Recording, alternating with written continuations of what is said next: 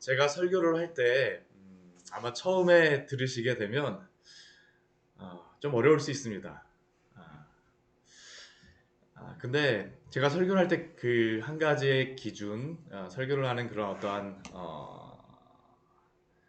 저 나름대로의 또 하나님 앞에서 제가 기도하면서 받았던 그 마음 중에 한 가지가 무엇이냐면 본문의 의미를 벗어나서 설교하지 말자라는 겁니다.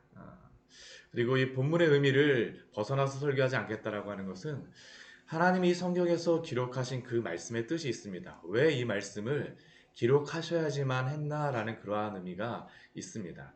우리가 이 성경의 말씀을 볼 때 두 가지의 컨텍스트를 봐야 되는데 첫 번째는 이 성경을 기록할 때 그 왜 이 말씀을 하셨는지에 대한 그러한 상황, 환경을 봐야 되고요. 또 한 가지는 이 상황을 가지고 우리의 삶에 적용시키는 이 상황을 또 봐야 됩니다. 그런데 우리가 이 하나님께서 이 말씀을 이 기록하게 하신 이 상황을 보지 못한다면 우리의 삶에도 이것을 바르게 적용하기가 굉장히 어렵게 됩니다. 적용을 해도 영 엉뚱한 것으로다. 우리가 적용하고 있죠.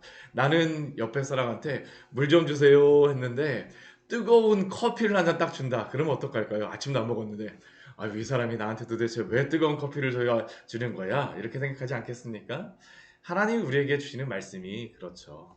하나님 우리에게 주시는 그러한 말씀은 이 말씀을 기록하게 하신 그 배경이 있고 그 의미가 있습니다. 제가 이 말씀을 왜 드리냐 하면 산상수훈 말씀을 우리가 보게 되어지는데 예수님께서 이 산상수훈 말씀을 주실 때에 그냥 주시는 것이 아니라 이것이 굉장히 논리적으로 왜 이렇게 이 말씀을 주셔야지만 되나. 이 말씀은 제자들에게 하나님의 백성에게 하나님의 백성으로 준비시키기 위하여서 주시는 말씀이 바로 이 산상수훈의 말씀입니다. 흡사 시내산 밑에서 모세를 통하여서 출애굽기와 레위기의 말씀을 주시면서 하나님의 백성으로 준비시키셨던 것 같이 민수기의 말씀을 통하여서 광야의 길을 준비시키셨던 것 같이 예수님께서 처음에 이 산상수훈의 말씀을 주심으로 그 그 예수님께 나온 제자들과 또한 여러 무리들로 하여금 하나님의 백성으로서 준비시켜 나아가시는 게 바로 이 산상수훈의 말씀입니다. 그래서 첫 번째로 주셨던 그 말씀이 복에 대한 말씀이었죠. 팔복에 대하여서 누가 참된 복을 가진 사람인가? 예수님을 믿고 구원받은 사람이 참된 복을 가진 사람입니다. 그래서 천국과 천국으로 이 팔복을 예수님께서 말씀하시죠.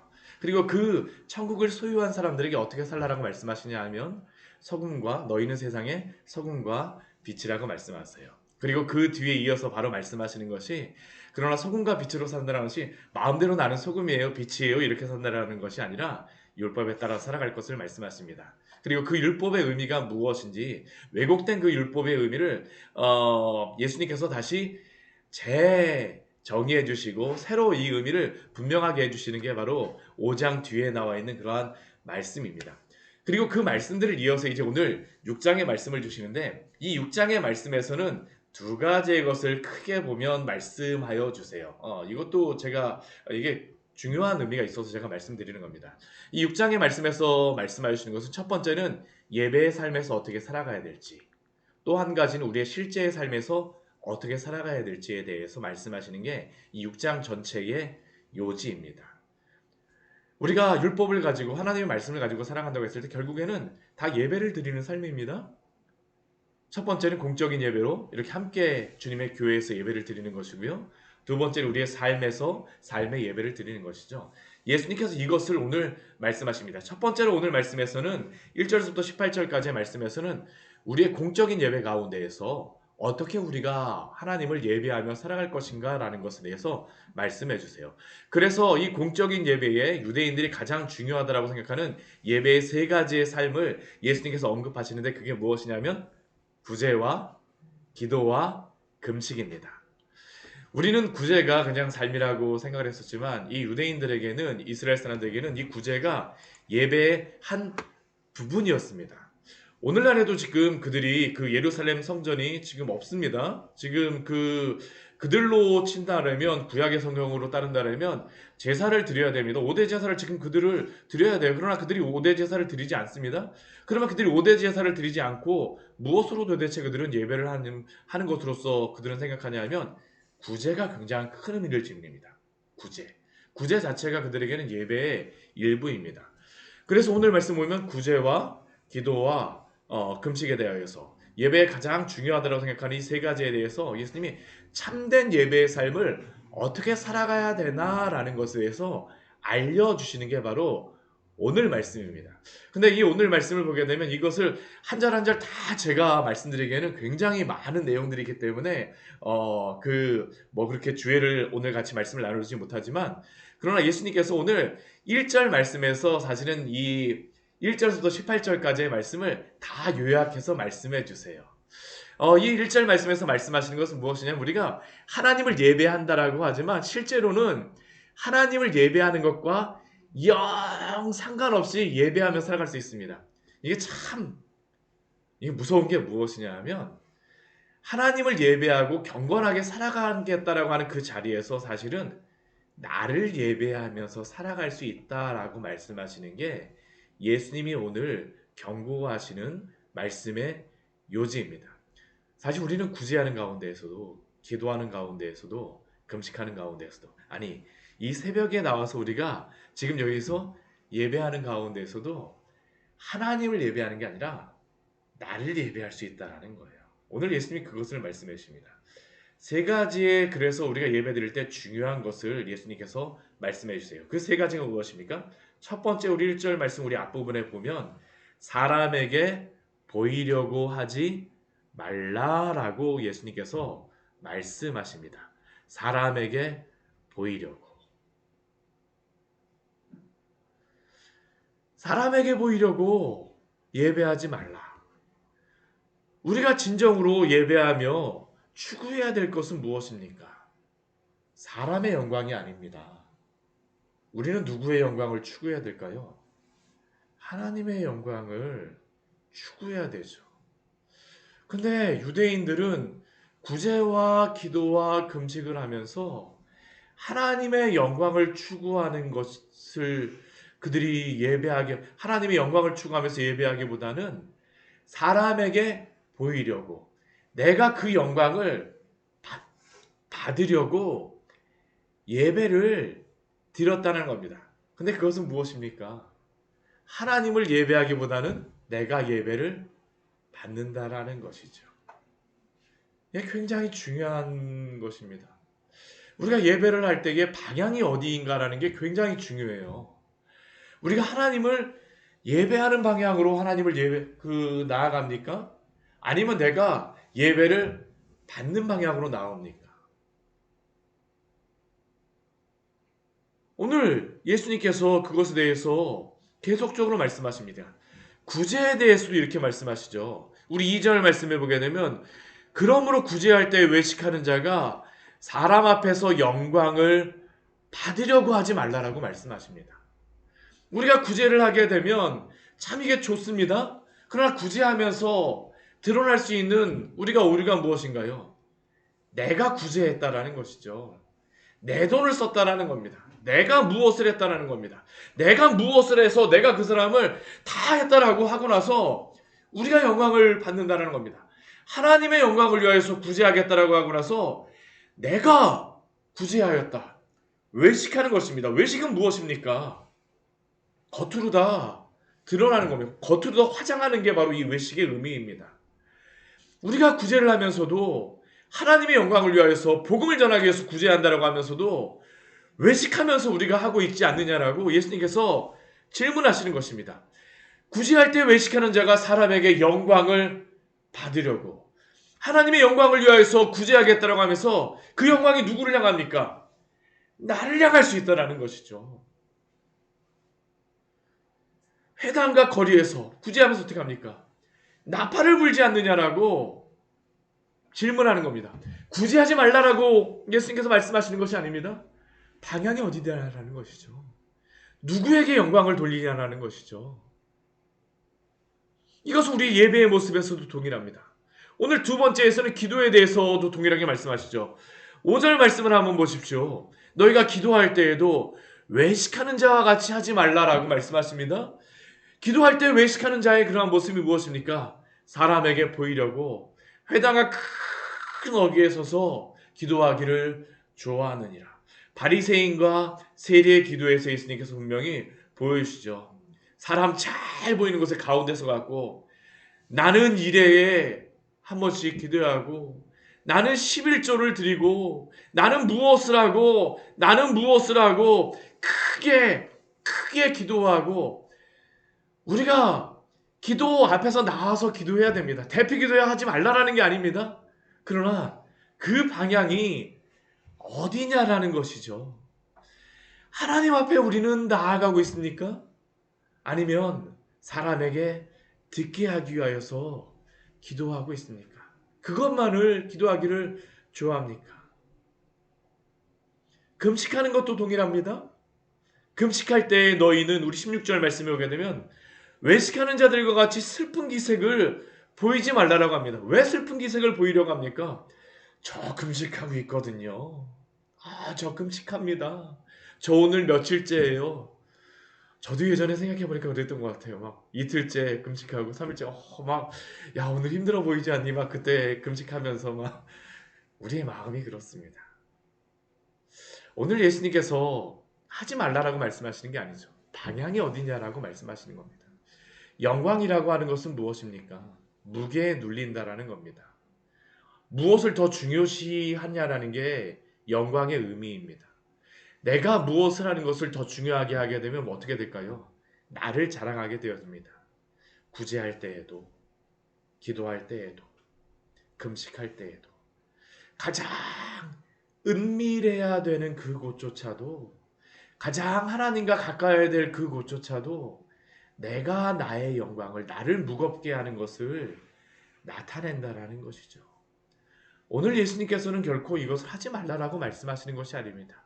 사람에게 보이려고 하지 말라라고 말씀하십니다. 사랑하는 성도 여러분, 사람에게 보이는 것이 아니라 하나님의 영광을 위하여서 구제하고 기도하고 금식하시기를 축원합니다. 우리의 예배의 모습도 그렇습니다. 저는 온라인 예배의 가장 큰 문제가 사실은 이거라고 생각을 합니다. 온라인 예배 우리가 드릴 수 있어요. 그러나 방향을 어디로 더 향하느냐. 우리가 온라인 예배 드리다 보면 어떻습니까? 편리한 나를 위해서 예배하는 경우가 얼마나 많아요. 하나님은 오늘도 하나님이 예배받기를 원하십니다. 물론 예배는 하나님과 우리가 언약을 맺는 것입니다. 그러나 하나님과 우리가 언약을 맺으면서 하나님과 관계를 맺고 또 함께 예배드리는 것이지만 그러나 방향은 항상 어디를 향해야 됩니까? 먼저 하나님께 향하시기를 바랍니다. 이게 우리가 드릴 예배의 모습입니다. 두 번째 예수님께서 이 말씀을 하시면서 두 번째 주의해야 될 것은 무엇이라고 말씀하시냐면 우리 1절 말씀에 보게 되면 너희 의를 행하지 않도록 주의하라 라고 말씀하세요. 너희 의를 행하지 않도록 주의하라. 이것은 다른 어떤 것보다도 우리의 죄된 본성과 큰 관련이 있는 그러한 것입니다.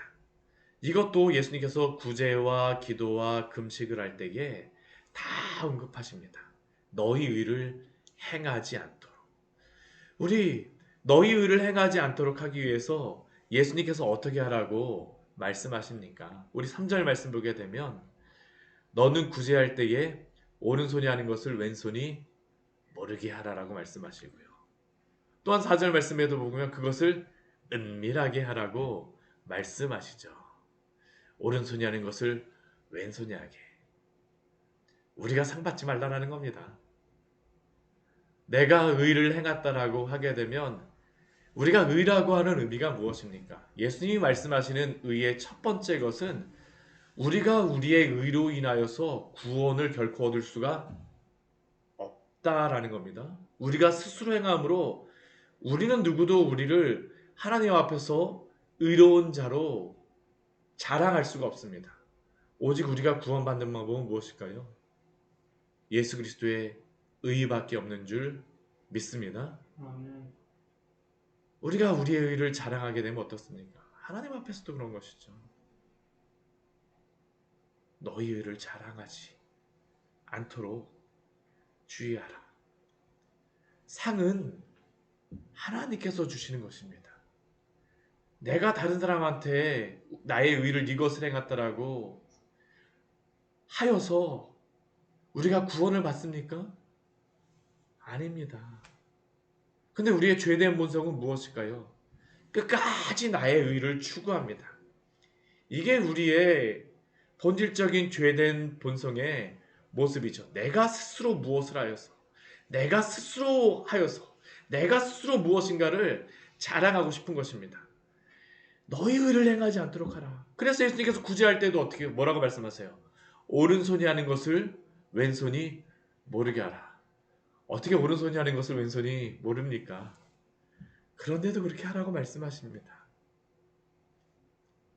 우리 스스로는 우리의 의를 얻을 수가 없습니다. 우리는 오직 예수 그리스도의 의밖에 없습니다. 예수 그리스도의 공로 의지하여서 구원받은 자들입니다. 기도할 때에도 그렇습니다. 우리 6절 말씀에 보면 뭐라고 말씀하십니까? 너는 기도할 때 어디에 들어가서라고요? 내 골방에 들어가서. 근데 골방도 그냥 골방이 아닙니다. 문을 닫고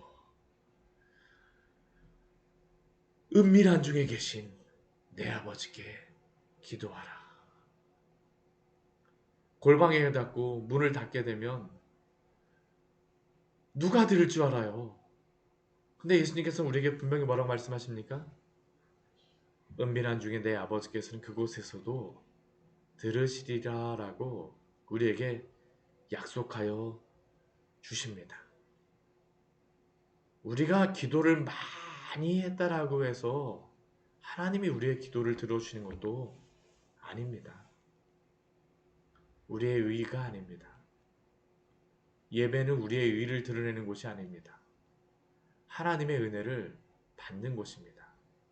금식도 그렇습니다. 우리 17절 말씀 무엇이라고 말씀하십니까? 너는 금식할 때에 머리에 기름을 바르고 얼굴을 씻으라라고 말씀하시죠. 너의 의를 막 내가 무엇하는 것, 자랑하는 것이 아니라 너의 의를 행하지 않도록 우리의 죄된 본성 외에 우리의 모습을 드러내는 것이 아니라 오늘도 예수 그리스도의 그 의에 갈급함으로 오늘도 예수님의 그 십자가 아래에서 살아가시는 귀한 성도님들 되시기를 축원합니다. 마지막으로 예수님께서 주시는 세 번째 중요한 것은 무엇일까요? 상은 하나님이 주십니다. 우리 1절 뒤에 말씀하시죠. 하늘에 계신 너희 아버지께 상을 받지 못하느니라. 그리하지 아니하면 우리 스스로 의를 행하여서 하나님께 상을 받을 수가 없습니다. 구원과 관련된 것입니다. 첫 번째는 우리의 의로서 구원을 받을 수가 없어요. 그리하지 아니하면 하늘에 계신 너희 아버지께 상을 받지 못하느니라.